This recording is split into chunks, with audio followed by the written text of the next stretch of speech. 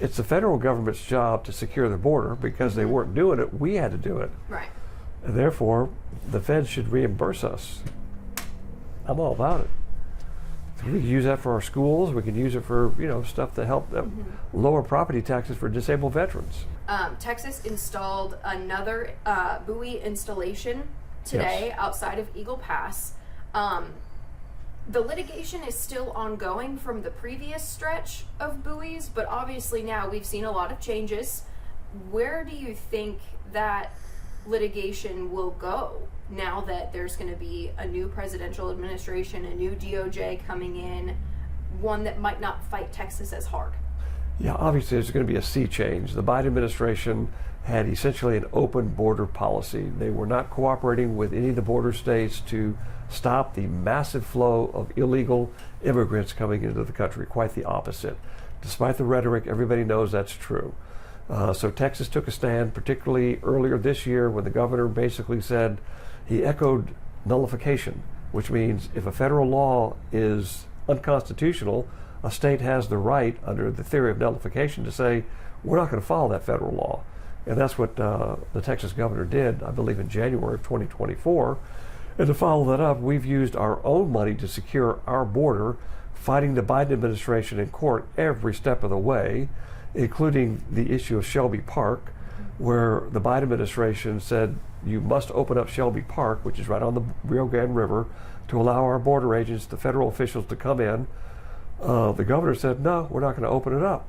So we really had a very strong clash between states' rights and the federal obligation. It's true that the number one priority is the federal government to secure the border. But if they don't do it, what are states supposed to do?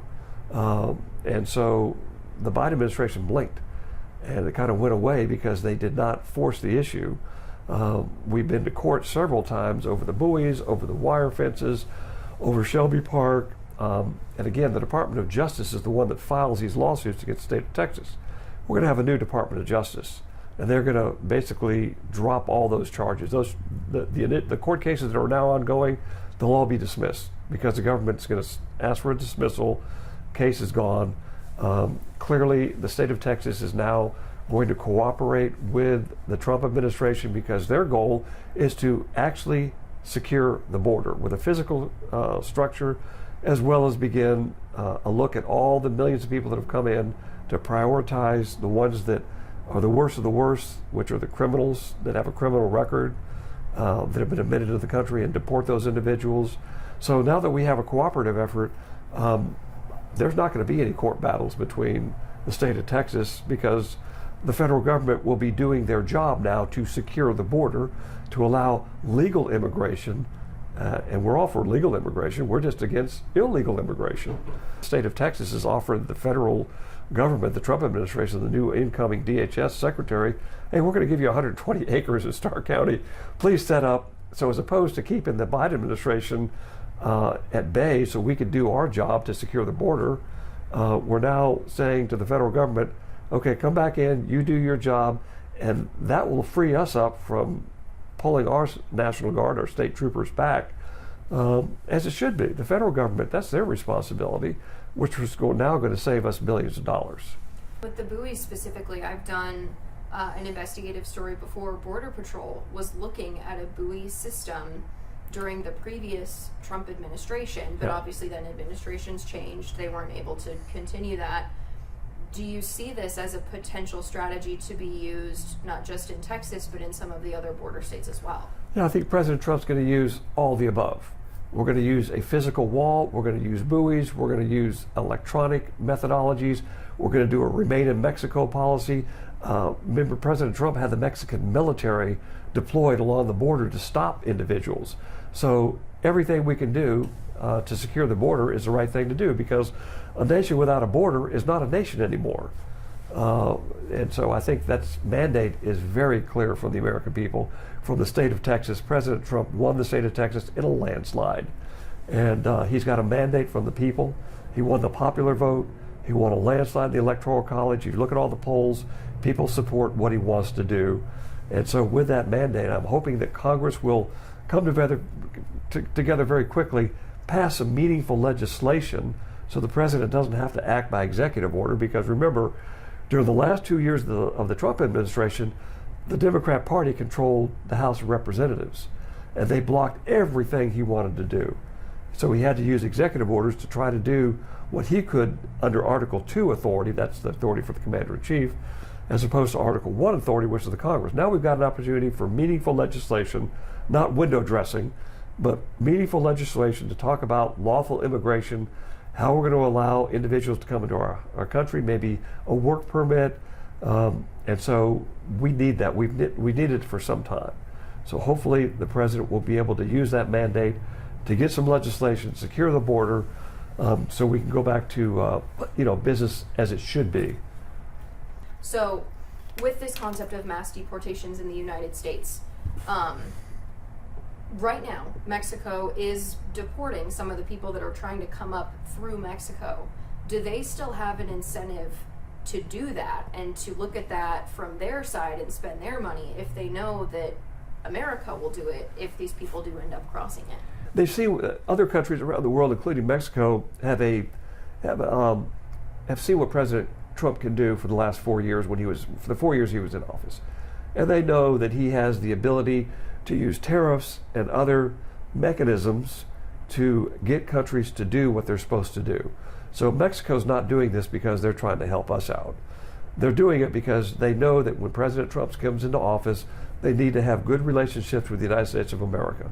They know that the 4 years under Biden is over, that President Trump is deadly serious about securing the border, and if they don't do their job on their side of the border, he will cause them great discomfort economically and cost them a lot of money, hit them in the billfold with tariffs. And so if they want to have a favored trade status agreement with the Trump administration, they're going to do what President Trump wants them to do, what they should be doing.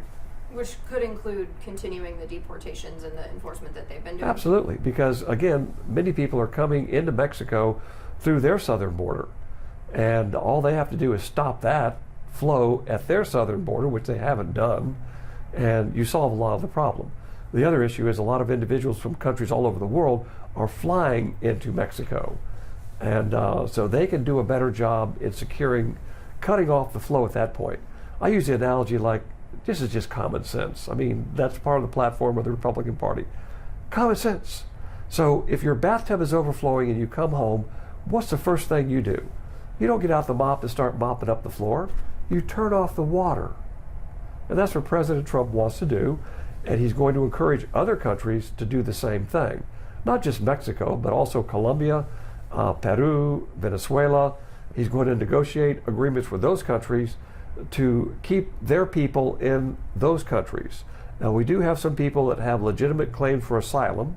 That's a fraction of the individuals that come to this country. Everybody knows that, because the vast majority of people that go to our administrative process and our judges, they're denied their claims for asylum because they don't meet the criteria. They're coming here for a better life. We can all understand that.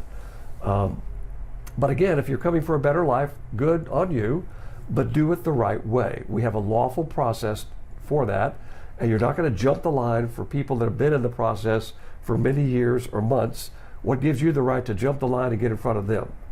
No, you get to your place in line, follow the rule of law. That's all we're trying to do, is follow the rule of law. Perfect. I think that makes sense. In the last few days, we have seen some escalated action in Russia and Ukraine. The United States has signed off on some further measures for Ukraine to attack Russia. What is your take on that situation as it's unfolding now and what it could lead to? Well, first of all, this is a home game for Russia. Now, I'm not making a case that Putin was correct. He was incorrect. He violated international law when he invaded Ukraine a couple years ago. That aside, you're not going to defeat Russia. Unless you're willing to start World War III, you're not going to defeat Russia in a home game. Here's Russia, here's Ukraine. It's right on the border. All the area in eastern Ukraine that the Russians are now occupying, the vast majority of people in those areas want to be with Russia. As Crimea, they wanted to secede from Ukraine and join Russia. That's how our country got here. I'm very amused when people said, well, you can't secede from your country. That's how we got here. So how are you denying them the right that was the very foundation of how we came to be as a nation. So if people want self-determination, I'm all about it. So if the people in Crimea want to secede and join Russia, there should be free and fair elections, and that should happen. You shouldn't be surprised. There has been a civil war going on in Ukraine long before Putin invaded Ukraine on the eastern provinces, and Ukraine, of course, has not allowed them their God-given right, in my opinion, to vote to secede. And they have been engaging for years in violence against those people. Putin invaded ostensibly to allow that secession, but for other reasons as well, which is illegitimate. But my main point is you got to deal with reality as reality is. Unless we're willing, or other countries are willing, to send in soldiers, you're not going to defeat Russia. Ukraine military is basically decimated. They've lost over half in dead and wounded. There's nobody left to fight. So we can send them billions of dollars in bullets and beans and missiles, but you're not going to win. It's just not going to happen. So let's negotiate a peace settlement that both parties can live with. What's very curious to me is this current Biden administration, oh no, we can't talk about a peace settlement with Russia and Ukraine. Out of the question. Total military victory is all we want. But on the other side of the world with Hamas, a Nazi-like organization that slaughtered over 1,000 innocent Jewish people on October the 7th, oh, we got to negotiate a peace. We can't have total military victory for the Israelis. So where you should advocate for total military victory, which is the Israel-Hamas war, they want a peace settlement. Where you should have a peace settlement in Ukraine-Russia, they don't want a peace settlement. It's exactly the opposite. Wars, when fought, should be fought very quickly so that they're ended very quickly. Urban warfare with the Israeli-Hamas conflict is very bloody. That's just the nature of the beast. You're fighting in urban warfare. You're going to have heavy civilian casualties, particularly when Hamas hides its militants inside of mosques, inside of schools, inside of hospitals. These are known facts.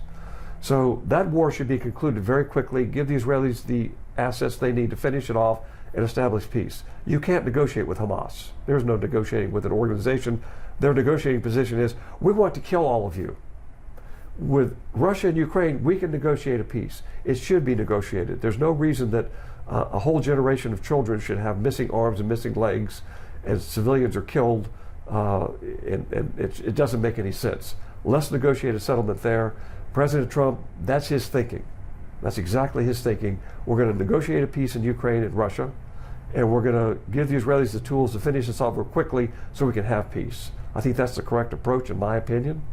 Having been in the military for 20 years, 4 combat operations, I've been there, done that, seen it on the ground. From a tactical level, from a strategic level, it just makes common sense that that's the way nobody wants World War III. And so the Biden administration is very curious. In the last 2 months, they're now escalating the conflict. One has to ask the question, why? Why are you making this more difficult when we all know that this has to be settled in a peaceful manner? It's not the time to escalate. It's the time to have stability and to talk peace negotiations. In fact, I would hope the Biden administration could cut a peace deal in the last 2 months. That could be their legacy. That'd be a great legacy. Were you surprised at the actions in recent days to sign off on yes. The weaponry? I was shocked that the Biden administration is escalating this conflict, and really they've got 2 months left in power. Why escalate it now? Let the next administration decide what to do. Your time has gone. You've had over 2 years to deal with this, and you failed.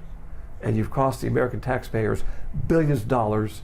And the propaganda was the next counteroffensive in the spring, in the summer, or the fall, and Russia will collapse. No, they didn't. And nobody that was serious, nobody that was a serious thinker believed in that propaganda. Certainly not myself. Having been to Ukraine many times, having been to Russia, it's just not going to happen.